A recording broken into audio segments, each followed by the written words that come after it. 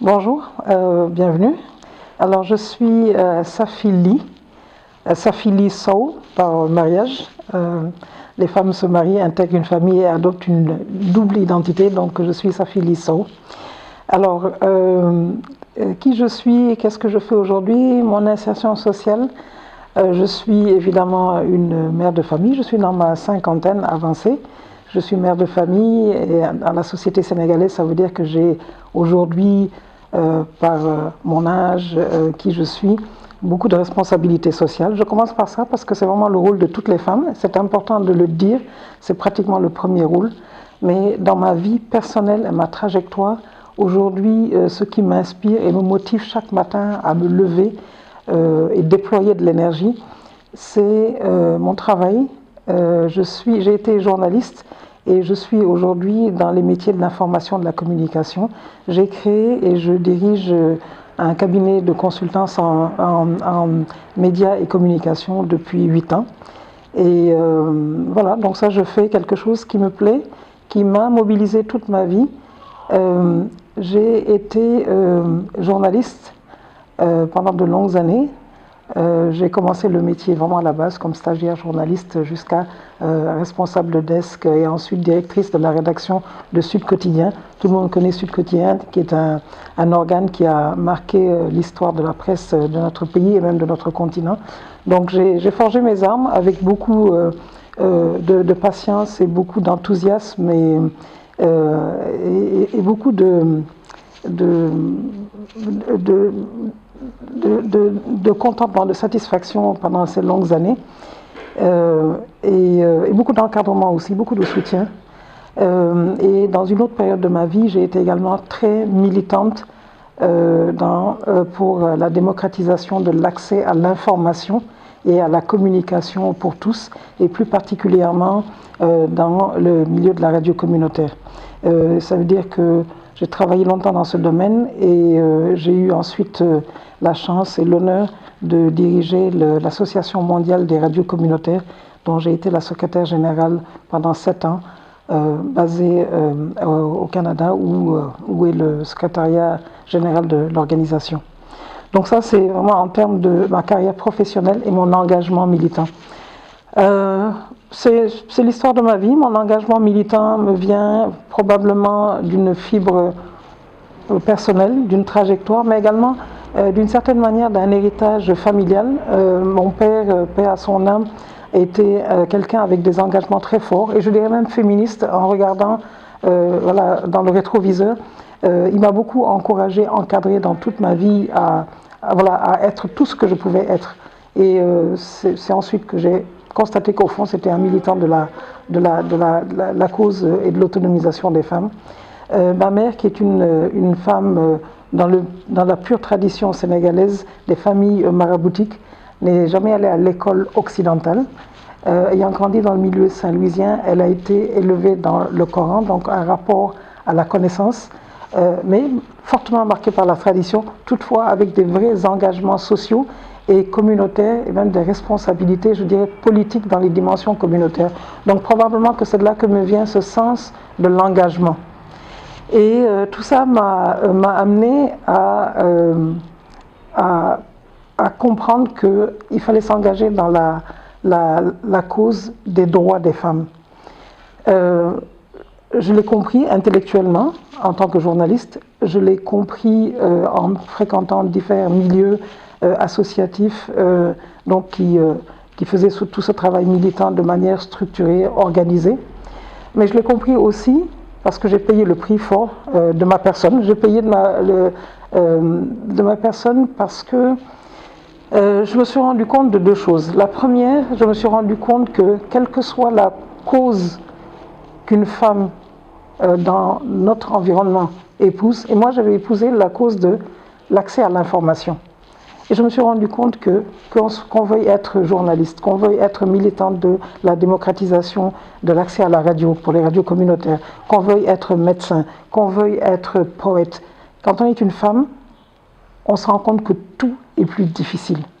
Et donc là, même si les droits des femmes, l'affirmation des femmes n'était pas mon engagement premier, je me suis rendu compte que parce qu'on est une femme, partout dans le monde, mais particulièrement chez nous, ici au Sénégal, en Afrique, il y a cette bataille qui sous-tend toutes les autres batailles. Et donc, je me suis rendu compte qu'il fallait que je travaille de concert avec les organisations de femmes, les militantes du féminisme, et qu'on travaille à avoir une meilleure compréhension, et que justement le milieu de l'information, de la communication avait un rôle majeur à jouer dans ce travail-là, de mieux faire comprendre les enjeux des droits des femmes, les batailles à mener, les combats à mener, et comment restructurer, réorganiser notre société pour que les femmes puissent être tout ce qu'elles sont en droit d'être et de vouloir être. Et donc, voilà, donc il y avait là une nécessaire jonction entre ces deux batailles-là. Donc voilà qui je suis, d'où je viens. Je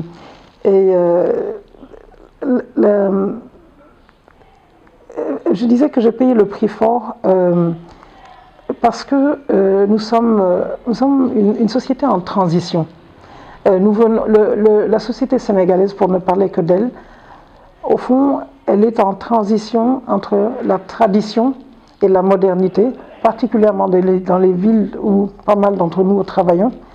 Et être dans une période de transition est particulièrement difficile pour ceux et celles, ou celles et ceux qui viennent justement des catégories qui ont été historiquement dominées, écrasées.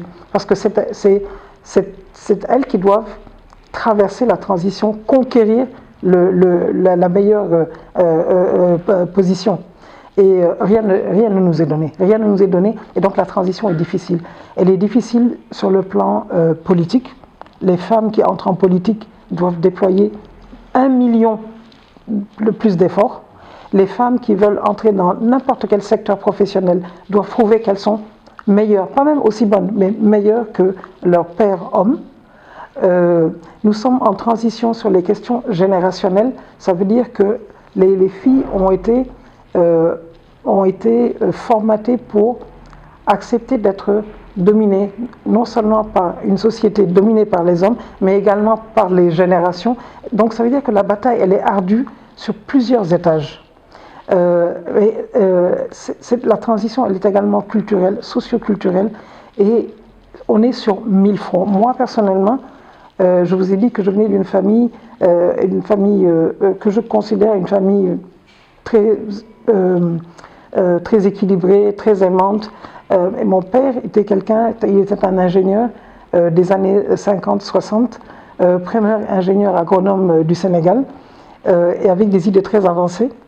Ma mère venant d'une famille traditionnelle, donc j'étais prise entre cette double réalité, et j'ai compris très tôt que je devais traverser cette transition, quelquefois en voulant ressembler à mon père, en allant vers mon père, et quelquefois en me reconnaissant plus par ma mère, parce que les filles sont éduquées par leur mère essentiellement. Donc j'ai vécu cette double identité, et le temps de s'affirmer par soi-même. Parce qu'au départ, quand vous êtes jeune, quand vous êtes adolescente, et que vous n'êtes pas encore dans les structures militantes, vous avez du mal à savoir qui vous êtes, où vous positionnez, où poser votre pied. Et ce sont des années qui sont très difficiles et très compliquées. Alors, aujourd'hui, je ne me plains pas, je me suis battue comme j'ai pu.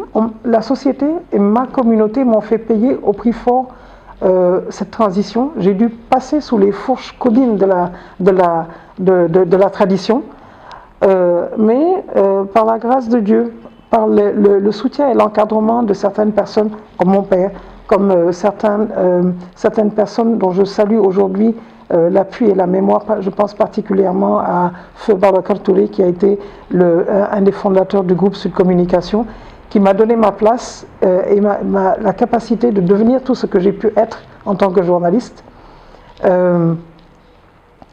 Voilà, il y a des hommes qui m'ont aidé, des femmes qui m'ont aidé, des structures militantes qui m'ont aidé. Le métier de journaliste m'a beaucoup aidé. Et donc, j'ai pu traverser ça. Mais c'est au prix de beaucoup d'efforts. Et je veux dire que moi-même, je voudrais me rendre justice à moi-même. C'est parce que j'ai consenti les efforts que j'ai pu faire ce que j'ai voulu faire. Il y a des choses que j'ai voulu faire que je n'ai pas pu faire, mais ce n'est pas très grave. Aujourd'hui, je préfère regarder devant et voir ce que j'ai pu conquérir et puis ce que je peux encore conquérir. Et parmi les choses que je souhaite conquérir, c'est véritablement de transmettre aux jeunes femmes et aux jeunes hommes parce que c'est vraiment les deux ensemble qui vont aider à transformer cette société pour qu'il y ait plus de générosité envers les femmes, pour les aider, qu'on les prenne par la main, pour leur permettre de se hisser au niveau de cette plateforme du développement, de l'épanouissement de chacun. Ce que j'aimerais transmettre, c'est la claire vision que nous sommes dans une transition. Et ça va prendre du temps, ça va prendre quelques générations. C'est vrai que le monde aujourd'hui, dans le monde, les choses se passent de plus en plus vite. Le rythme de vie, de transformation est accéléré. Mais il y a également des retours, des backlash. Et il est important de savoir, connaître, comprendre, lire et garder le cap vers quelque chose. Et ce quelque chose, c'est à nous de le définir. Les organisations féministes proposent des définitions. Elles ne sont pas encore consensuelles, ce qui est normal. Mais j'invite aujourd'hui toutes les jeunes femmes et tous les jeunes hommes à se rapprocher de ces milieux, de ces séminaires, de ces causeries, de ces batailles, de ces débats, batailles dans le sens de débat, pour mieux comprendre les définitions, même si elles doivent être plurielles, pour savoir quel est le cap que nous nous donnons et quelles sont les revendications des femmes, quelles sont les revendications de cette société. Et à partir de ce moment-là, nous saurons comment baliser le chemin et le rendre moins difficile, moins inutilement difficile. Le prix que les femmes payent pour simplement avancer sur le chemin est inutilement difficile, inutilement alourdi. Alors que dans le fond, la femme sénégalaise, elle ne cherche pas nécessairement un combat, elle ne cherche pas à être dans un antagonisme violent avec les femmes. En tout cas, c'est ma perception. Il n'y a qu'à voir, aujourd'hui, on est un petit peu les sacrifiés de l'histoire. Il y en a qui disent d'un nom de la farce, et je suis presque prête à accepter, parce qu'au fond, aujourd'hui, nous avons conquis une partie de nos droits à être qui nous voulons être. Alors ça nous donne un rôle dans la société, un peu comme les hommes, professionnellement, politiquement, etc. Mais en gardant la charge traditionnelle du rôle social des femmes. Comme je le disais tantôt, c'est mon rôle de mère, c'est mon rôle de responsable dans la communauté, dans la grande famille. Mais tout ça, ça reste une charge. Et aujourd'hui, vous parlez à n'importe quelle femme sénégalaise qui a entre 30 ans et 60 ans, voire 70 ans, elle vous dira qu'il n'y a pas assez de 48 heures dans la journée d'une femme. Je ne dis pas 24 heures. 48 heures n'est pas assez pour la journée d'une femme. C'est épuisant, c'est fatigant. Et il y a le risque, à un moment donné, d'abandonner la bataille. Mais non, il ne faut pas.